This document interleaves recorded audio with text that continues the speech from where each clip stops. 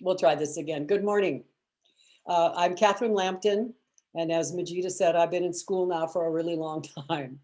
And I've been studying listening and communication and conflict directly since 2004 with the mediation centers in the state. And then I went back to school to get my degrees starting in 2009. So I've literally basically gone back to school, and I'm finally out of school. And what I'm sharing with you today, I have not shared before. This is a brand new presentation. It's a brand new thing that has not been talked about as far as I know. It has arisen in the last 3 to 4, maybe 5 years tops of the latest research that's been going on with functional magnetic resonance imaging and different areas of the brain, and a few experiments that have demonstrated that, in fact, and you'll hear this a couple times, communication is not a back and forth taking turns thing. It is a simultaneous occurrence, and our brains are working completely unconsciously to help us listen and to also to protect us from any sorts of stimuli or whatever that might get into our bodies that's dangerous. So we have an incredibly intelligent brain. It operates phenomenally independently, and I was able to collect research from several folks who had done this functional magnetic, watching the brain happen. Okay, so this is not a technical conversation in that sense. This is, I've kind of distilled this down so that we can talk about this in a practical way and how it applies to you and how you can manage your listening brain, because it's going whether you want it to or not. So whether you run it, okay. So I'll leave this here and hope that works. Okay, so in basic, to understand what I'm setting up here, is that getting what you want out of life is all about getting what you want from and with other people.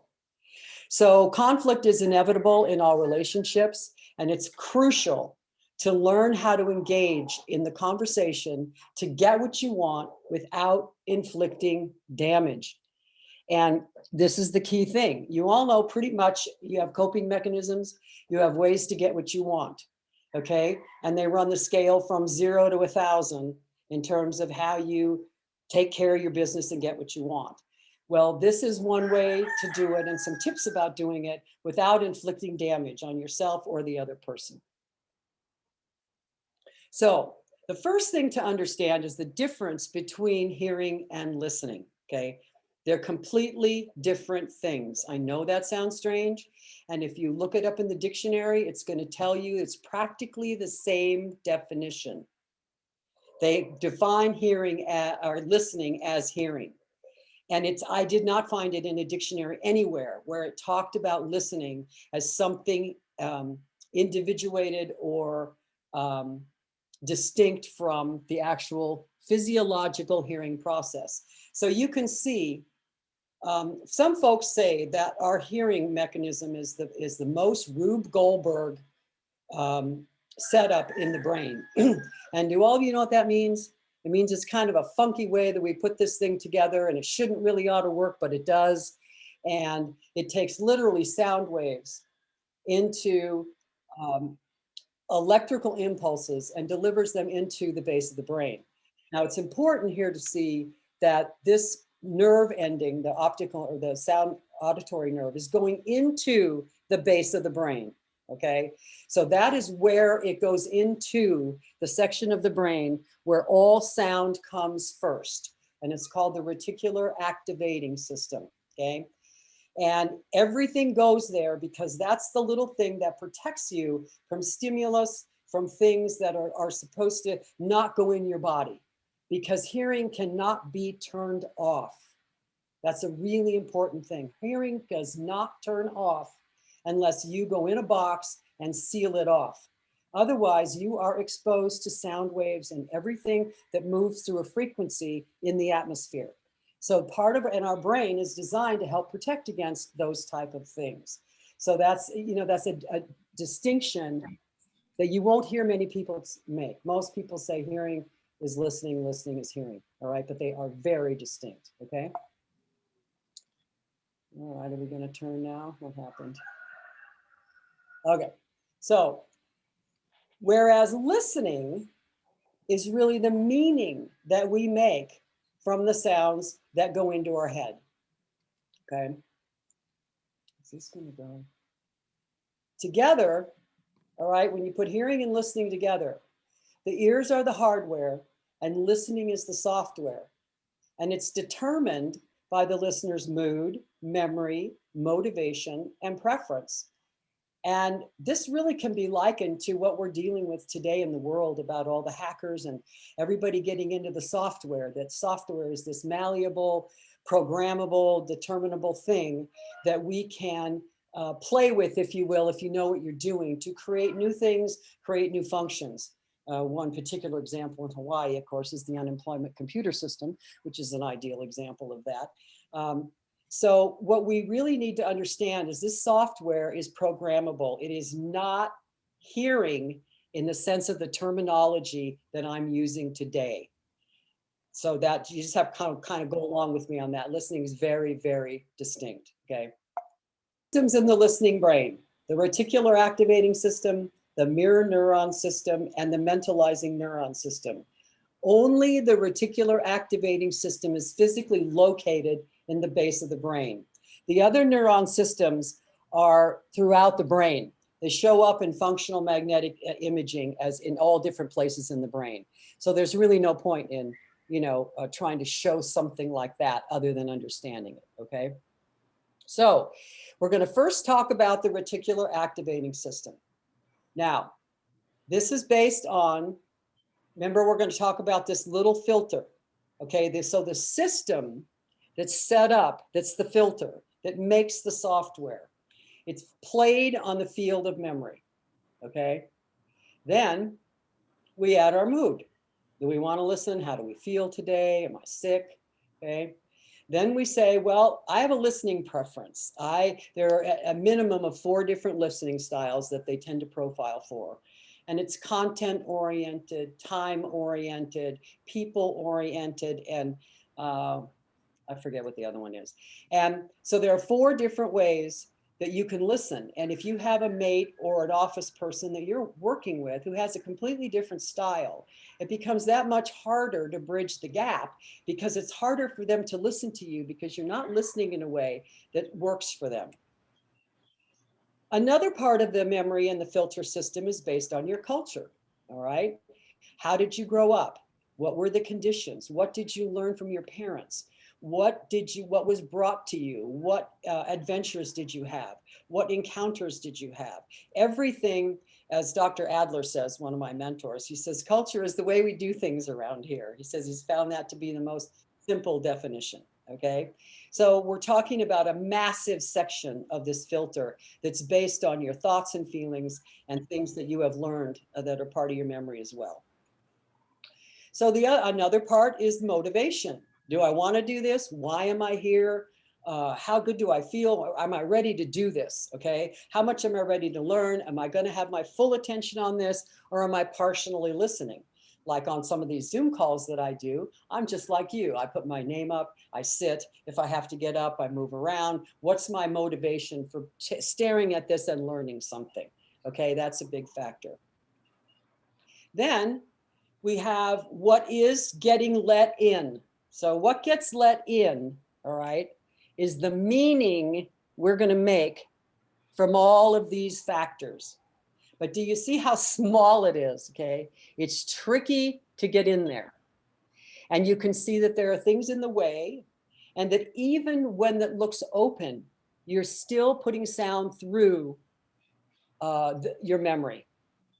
So this reticular activating system is the gatekeeper, really, for your thoughts. And this is going to help build up to what we're talking about. Okay, new subject. The other 2 systems that we're dealing with in our brain are called mirror neurons and mentalizing neurons. And they are separate systems, but they operate interchangeably, simultaneously. They can take turns. They know what's happening. It's like having an interior ESP in a certain way. The purpose of the neurons is to anticipate, to smooth out conversation. If your brain had to fully process everything that went on around you, you couldn't do it. You couldn't speak. Conversation would not appear quickly. You would not say, you know, how are you? Oh, I'm just fine, which is kind of an automatic mentalizing neuron exchange, by the way. I don't know a lot of people that really actually listen to an answer when somebody says, how are you or how's it? Okay, I think that's very strange. So if you're really listening, you need an answer for that, right? So to streamline the power, not drain the process and the stress on your brain, to be able to have to deal with everything like it's a brand new thing. So we get into our habits, we do our projections, right? The mentalizing and the mimicking, it's how we learn. We make mental images of what we think the people's nonverbals are telling us. We read emotions. We smooth the conversations, like I say, and we have automated responses. So this really is something that's going on. And we always think we're in our own little box and our own little brains working by itself and we have choices. And this kind of brings it home that we don't really have as many choices as well as we thought we had. Okay, so here's an example of the mirror and mentalizing neurons at work. It's a very simple, cute example, okay? How does the cub learn to yawn? By watching the mother have the habits and mimic it. This is mentalizing neurons. These happen both in animals and people, by the way. This is a universal situation with the brain. So this is kind of a way that we learn, and everybody can get that, right? I mean, and how many people do you say when you get in a room, don't yawn, it makes me want to yawn too, right? So it's a catchy thing, and it's your mentalizing and mirror neurons being set off by the person next to you yawning and stimulating your yawn. So now what happens when the mirror and the mentalizing neurons get it wrong? Okay, here are the facts. Fake news. Here are the real facts, okay? Now I just used the fairly basic one because I think we're all pretty used to hearing that, okay? So, and it's all over the media. But this is really, both of these people believe they're right. Both of these people are sharing what they know in order to get what they want. And it's not working, okay? So what happens is, where's the damn thing? Oh, that we have, well, this isn't working. How fun. Huh, this worked in practice. Anyway, so this is a word cloud that one of my dear, dear friends and mentors made for me. And you can see in this cloud all of the chasms of communication that we have with each other, of the conflict, of the topics that come up. How hot is politics, sexuality, democracy, envy, race, money? I mean, you can see all these words. And these words can be trigger words, especially if you are used to interacting with people who don't agree with you and who get defensive and who have a very limited and very different, shall we say. I'm not going to say there's anything wrong with it. I'm saying it's a very different filter that's letting in different things. And you need, respecting that is absolutely critical if you're going to bridge any gaps, okay? So this is just a moment to pause to get what's really happening, okay? Imagine 4 people are trying to share, work on a project, do something. Their brains are interacting with each other, not unlike this picture, okay? It's a very functional graphic. And so things get confusing. They get competitive. They're risky. Am I going to speak up? Am I going to try to talk over these folks? How can I get my point across, okay? And then the last one is hard. What amazed me about the listening research over the last, I don't know, 15 years, is that there are literally research articles that tell you how hard listening is to do. And part of the reason it's hard is because we don't get taught how to listen. If we look in the dictionary, there's no distinction from listening to hearing. And we only focus on speaking in Western culture because that's the dominant form. And if you're going to speak, how you're trained to do is to speak louder, speak more cleverly, do more whatever, but it's all about you talking and you sharing and bringing your ideas to another person, okay? Now, if you already know that that other person has a completely different filter than you, it may help you take a moment and be able to create a bridge and to be able to get what you want. So how conflict erupts in this sense with the brain going off is that we start to evaluate and judge. And I'm sure you're doing that with me right now. It's just what we do. And people need to be right, okay? Control the situation. When I get out of control, I'm not okay. Now, the need to be right is in direct conflict with a happy life. And a very wise man told me, you have a choice. You can be right, or you can have a happy life. They don't go together, okay? Having to be right, and some people would say factual, is basically, it's a challenge. You're already perched in a defensive mode because you have to be right. You've already set up something that your brains are already picking up on. And so then there's a reaction, and then maybe we get defensive. Then emotions escalate. And when we're in conflict, we've learned in some of the trainings that our brain power is decreased by 30%.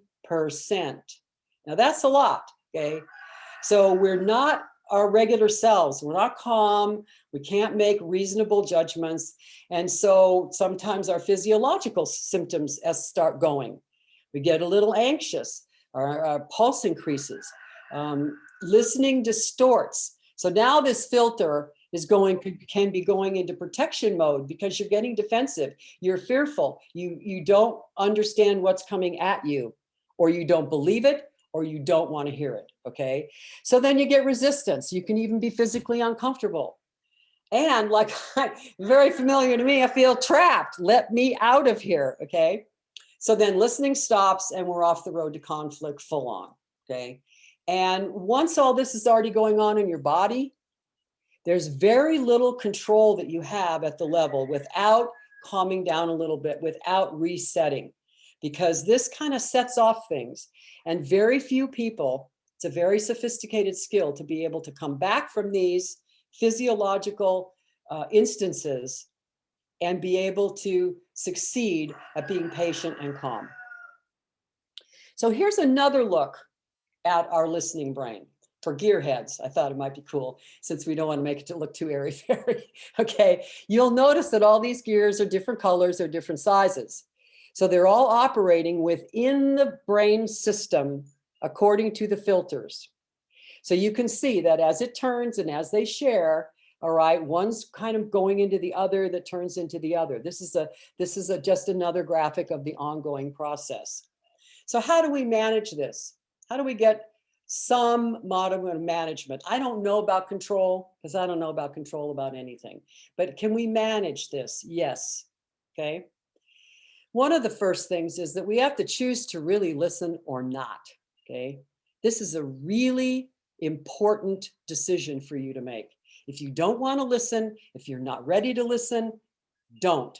Make an excuse, step away, be nice, schedule another time.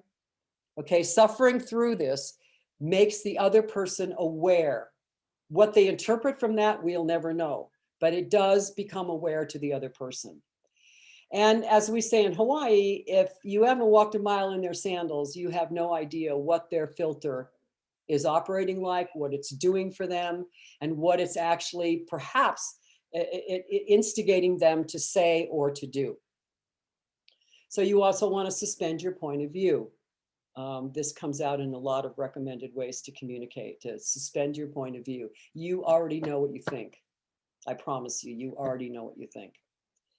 So if you have to communicate in this sense, in terms of imparting information, you don't want to demonstrate. It's one thing to say, I've been really feeling anxious and upset about this lately. I'd really like to talk about it with you if you're okay with it. And it's a completely other thing to say, I'm really anxious and upset, and I'm going to have to take a drug if you won't sit down and talk to me now. Same communication. One's a communication, one's a demonstration, okay? And once you start demonstrating, your brain starts going off and you are going to agitate and irritate the filter on the other person such that you're going to get less opening, less access, and less of a yes and less of what you want.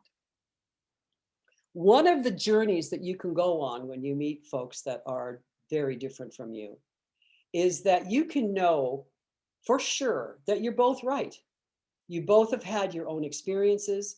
You both have created this filter to protect yourself. There's very good reasons for these things that have happened, okay? Whether they'll change, evolve, whatever happens to them is not up to us. It's their life and their filter.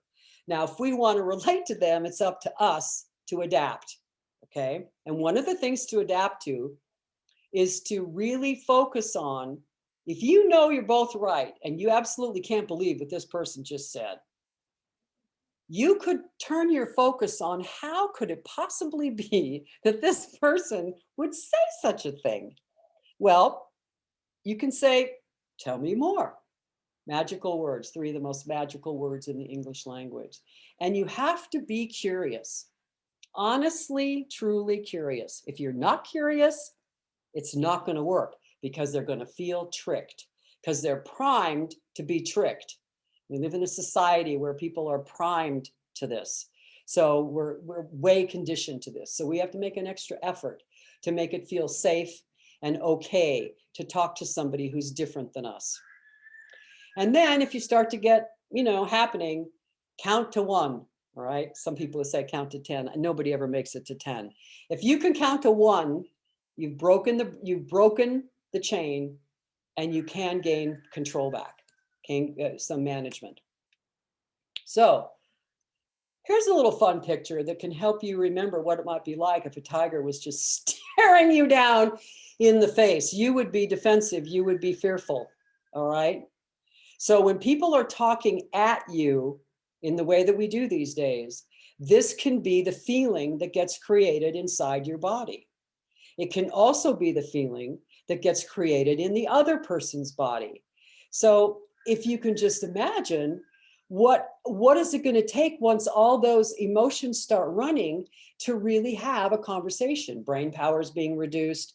All these automatic systems are going into play. Maybe even the amygdala hijack is going on. So, you're having some issues when you're facing down something like this.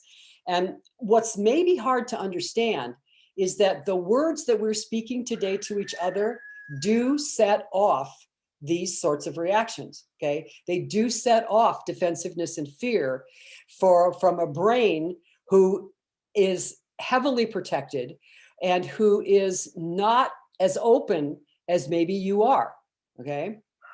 So as you already know, if you've ever been told to calm down, it's the last thing you want to say to anybody because all it does is really make a matter, okay? It's not the first good words to say to anyone. It's a top-down communication that makes you superior right away. So it's very hard to get on an equal footing when you say that to someone.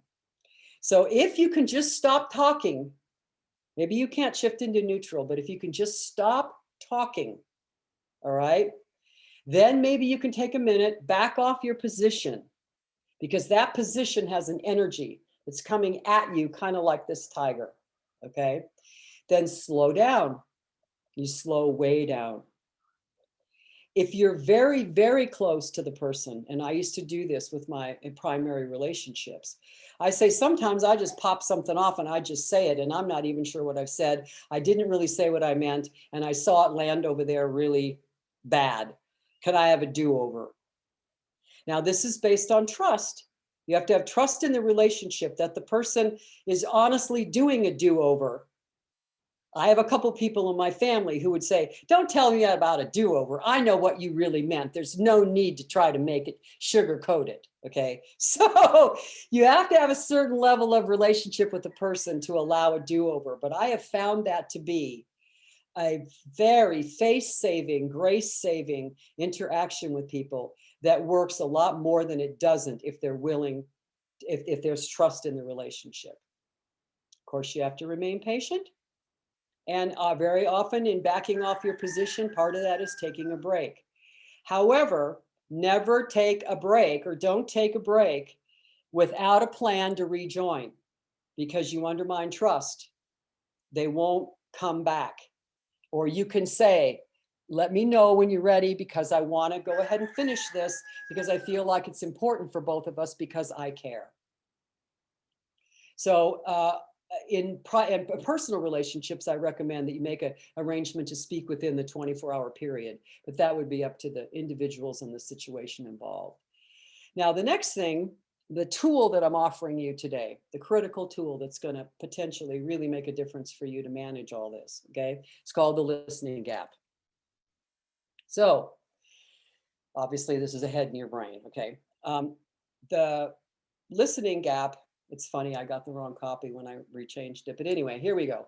Our speaking rate, according to the International Listening Association, is anywhere from 150 words a minute to 175 words a minute.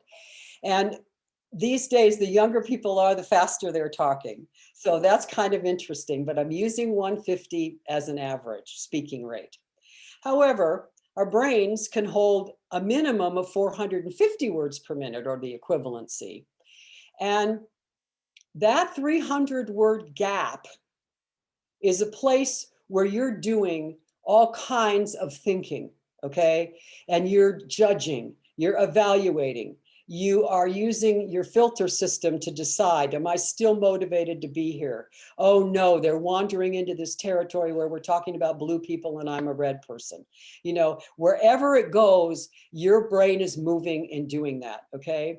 So how can we use this 300-word gap to our advantage, okay?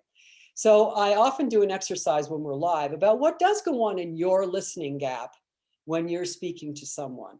And if you start to monitor your feelings, okay, and I had this animated in my last version, but anyway, here, the list of things it starts with, there are certain things that are in your listening gap. Like, I'm hungry. This is boring. She talks too fast. Oh no, oh, I see that guy over there, he's cute. I'd like to get out of here. I'm out of time already. I can't sit here anymore. I'm so tired of sitting. I can't even hear what you're saying. Okay. This is what's going on. Also with the judgments. Okay. Do I like her hair? Does she look credible? Is she using language I can understand? Does she seem like an approachable person? Look at these nonverbals. Is she smiling at me? Is she grumpy with me? What is she doing? This is all being read in the space inside your head. However, it's being interpreted by you. It is not being received as meant or as given well over half the time. So what's going on in your listening gap, if you want to make this thing work for you, is to focus it on the person. Focus on all the layers of what the person is talking about. Don't look at it at yourself, okay? Do not inner focus on your gap. That's all the self-talk.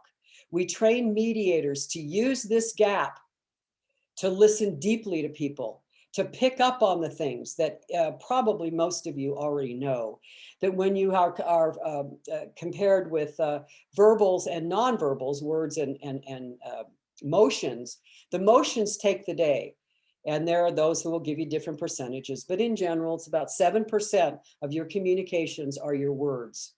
The rest is the rest. And what the rest is going on in the listening gap. Okay, that's where it is. It can only be gotten to or reached by you. Okay, so that's an important thing to remember, because how do you know really what they're hearing? And just in 2 or 3 exchanges, you have 8 things going on. What I meant to say, what you heard, what you thought I meant you said, how you reacted to it. I couldn't figure out how you reacted to that. Why did you say no? Everything you wanted, you know, all that stuff that goes on. This is not unfamiliar to any of you. So this listening gap, if you can activate your own and become conscious of using it to help to understand others better, more deeply, you will be much more successful at getting what you want. Okay. Now, I'm not talking about getting what you want being, okay, a 50-foot yacht. Okay. I want to clarify that. What you want is satisfaction from communication. What you want is to belong. What you want is to connect with other people. What you want is to feel close, to feel love, if you will. One of the researchers I looked at said that he felt after all of his work that listening was the thing that was most closest to love that he could imagine, to being loved. Okay. And the father of listening, Ralph Nichols, said, the most basic of all human needs is the need to understand and be understood. The best way to understand people is to listen to them. So this listening becomes a whole new thing. Then, lastly, it is my belief that if we can bridge our differences, we can create a better world for us all. And what's amazing about it is I have seen research where projects in businesses that have been going to take 24 months, 18 months, 4 years to roll out, the chart is showing that they're pulling it off in a matter of days and weeks. So we have shown over the last year how quickly we are capable of responding if we want to, and if we can work together.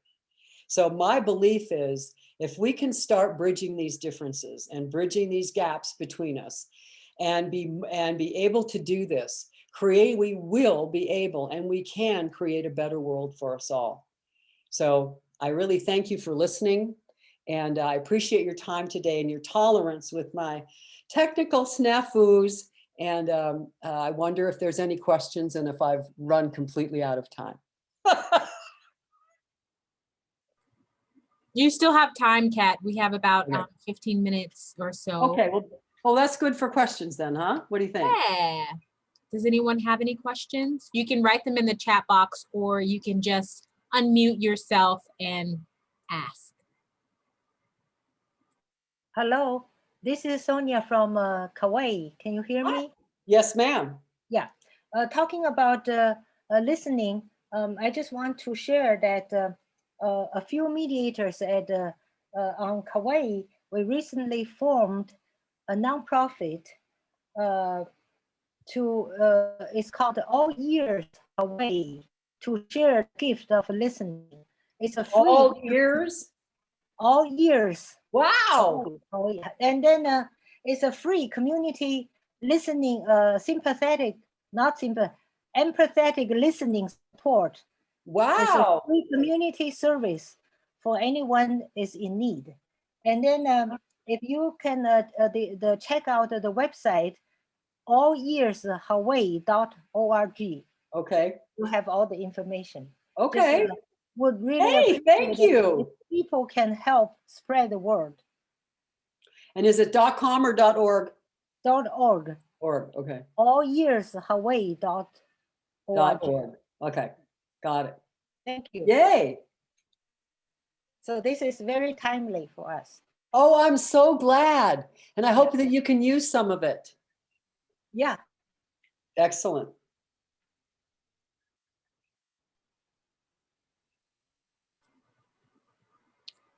Are there any other questions or comments? So Elizabeth, go ahead. Hi, Catherine. This is Lynn in the Bay Area. Hi. Hi. I love the mirroring and mentalizing neurons and understanding the function of that. I would challenge a conclusion that you made at the outset, and would say that conflict is inevitable. Yes. I think what you mean is difference is inevitable, and fighting difference rather than finding difference as a contribution to seeing the whole is what we're going for. the example I use, one of the things that you're talking about is you say, you make a jump and say, it would be great strategically to say we're both right. Well, that's a nice theory, but until people see that they are both right, they can't get that as a concept. And what I mean by that is, if we just put up in front of our faces our hand, and we have the palm of our hand facing the other person Mhm. and the back of our hand facing ourselves, we are actually seeing it from two different points of view. Correct. And the truth is, I am right from my point of view, and Yes. you are right from your point of view. Yes. So if we let go of being right and choose to be wise, which is to see things, which I love your owl in that respect, and which is to see things from as many points of view as we can, wisdom, through honoring difference, seeing that where you're coming from is valid and valuable from your point of view and useful to me, because I can't see from your point of view, from what you call your filters. But all of your point of view could be perceived as valid and valuable if I'm trying to see the whole of something from which to make choices. That's just initial little thought. Okay, thank you so much for sharing that. We used to do that little exercise in one of my trainings back in the 80s, and we used a cup. And we held up a cup, and only one side could see the handle of the cup. So we said, what are you seeing, right? And it's the same thing. I'm seeing the front of a hand, the back of a hand, exactly like you did, okay? That's a very excellent exercise. However, I use it, I'll add on to that. I use it to say that as soon as you say what is your truth or what's right for you, in my world, you're diminishing the other person. For me, this is just the way I look at it and the way I've had success in the mediation room, okay, is that these people, they don't care about me. They care about themselves, and they are right, okay? They see the front or the back of the hand and you don't, okay? So if I'm going to ask them now to change their entire what's the right word, global concept of them of being right or wrong, that's a big step. It takes a lot of personal work. It takes a lot. So I am of the belief that one person can do this. It doesn't take two. You will gain others by believing and trusting that that person is right and being curious about what it is. You will discover that you are in fact seeing the other side of the hand. And then instead of asking them to do something first, you are able to say, wow, I understand what you're saying now. I got it because I can see that I'm seeing a different picture. And this is the way it looks for me. So now for me, the way it works for me, now we're in mutual discovery rather than I'm trying to set up a rule that says we have to say we're both not right, or we both have to say your truth or qualify it, okay? So I've just found in dealing with people directly, I understand it as a concept. My friend uses it in her healing work all the time, and she's magnificent and it works. There are only certain people who are able to do that though. So in the world where a lot of us live, where people don't have that gift, you can do the work. You do not have to demand the other person does anything. Okay, that's if I take full responsibility for the conversation in that way and understand that you're a perfectly right person seeing this side of the hand, okay, I don't have any problem being curious about what you're seeing. It's only my interpretation that it's wrong or right, or it's different, or it's your truth or my. See, to me, those are all kind of gray areas that help that brain react differently, be more sensitive, more paranoid, more resistant, more defensive. And I've just learned that, I don't know, 30 years, I don't know, I've been doing this since the 70s, okay? So I've just found that the respect I give another person is the dignity of their walk. It's not my place to step into the dignity of their space. It's my job to respect it and be curious about it if I want to know. Now, remember, the other side of this is, I don't care what you think. I don't want to know. I'm out of here. We'll talk another time. No one says you have to engage. This is about if you want to engage, if you're looking to bridge the differences. It might have found it more successful to take the responsibility of that communication on myself and not expect that person to be able to think, to be emotionally intelligent, to be able to have the capacity to move something aside or to make an agreement up front, you know, what we're going to do. It's a different way of relating to people, and your way works great, and so does mine. So I think we have two ways that we can engage with people depending on who the other person is, if that makes sense. Does that make sense? Yeah, it's fascinating, Catherine. I don't think we're saying something different. And what was useful about what I'm hearing from you right now, excuse the what I'm hearing. This is a challenge with the wording, but Isn't what it? I'm hearing It really is. is what I'm hearing you say is that you can take responsibility, understanding there's 2 points of view going on here, Right. understanding they're both valid and useful. You take responsibility and have the curiosity of wanting to understand the other's point of view, finding value out of it, so that conflict, so we're not competing in our points of view, but you're taking responsibility for bridging the difference.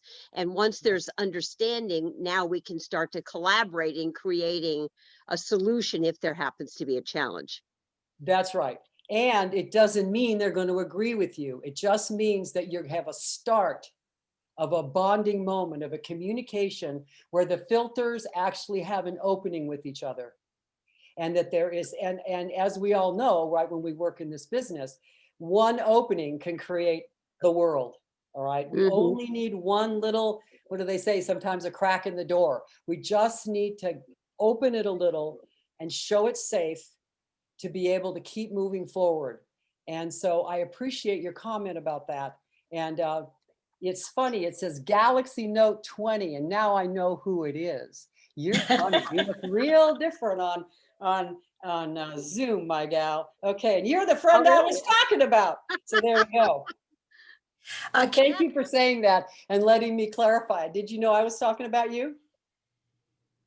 No. Okay.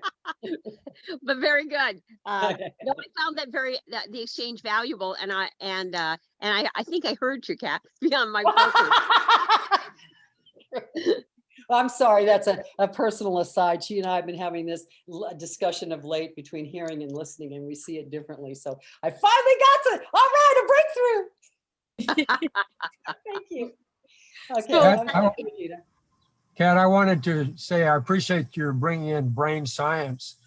It kind of ties together a whole bunch of things from way back when, like being curious instead of furious, easier to change. Oh, good. Yes, I like that. Easier to change how you're acting than trying to change how someone else is acting. I found that. Yeah.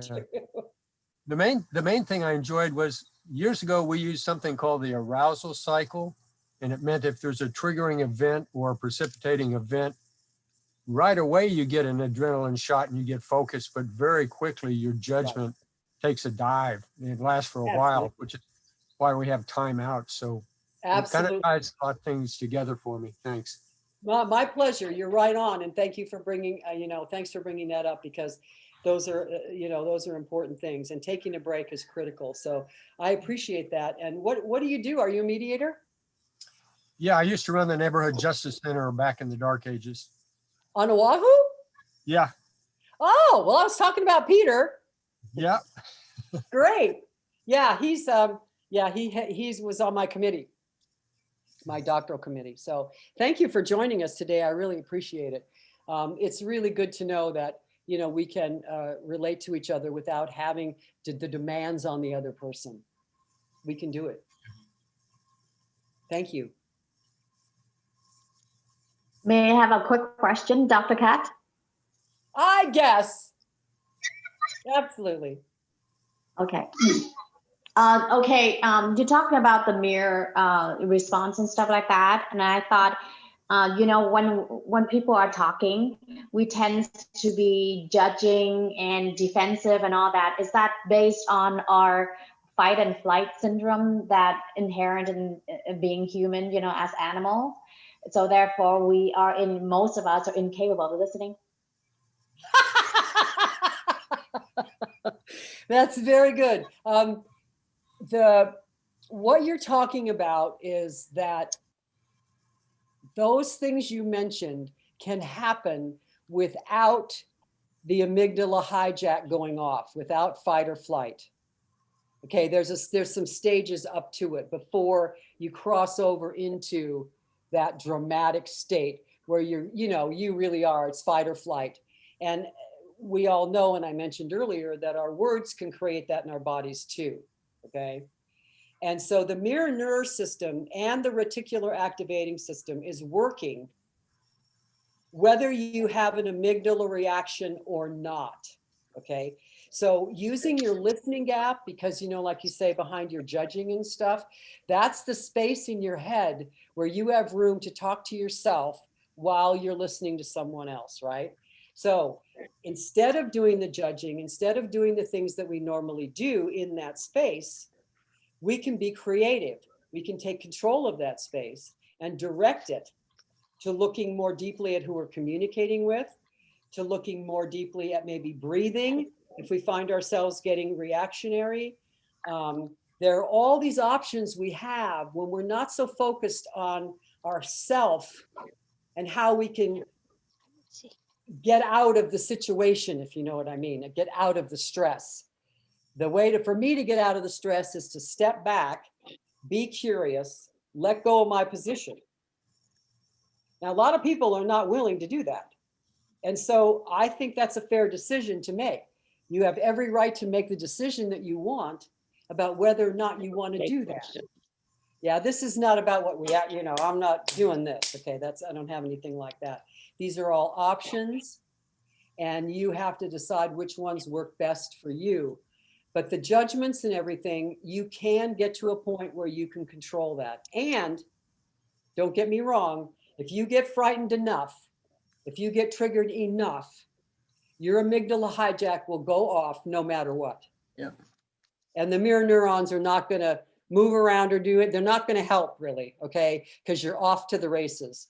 You're down over 30%. Your frontal lobe shut down, okay? This is not the time to be communicating with anyone because your body is in probably the most armored protective mode it knows how to be in. So you're not going to get in.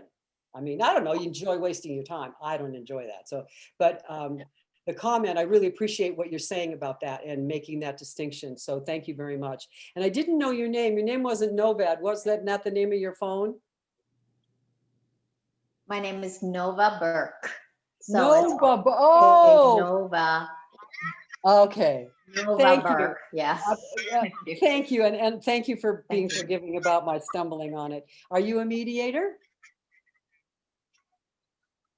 No, I am a real estate broker, and I have a sickness of like to talk a lot, but incapable of listening. Oh, And so I realized that a lot of self-research and listening to neurologists talking, I realized that my primitive instincts has dominate my whole being. And being in my 50s, I realized that everything I have done in my whole life, it's has been the wrong direction because I like to diss it out, but I don't know how to listen. whoa. And that's why I'm here. What a wonderful awareness. I mean, really, congratulations for acknowledging, well, becoming aware. I mean, all my research says awareness is curative. So, and I'm around if you want to talk more. Yeah, and I think, I think it's most important things for me to realize that I get this way because I came from extremely dysfunctional and abusive background.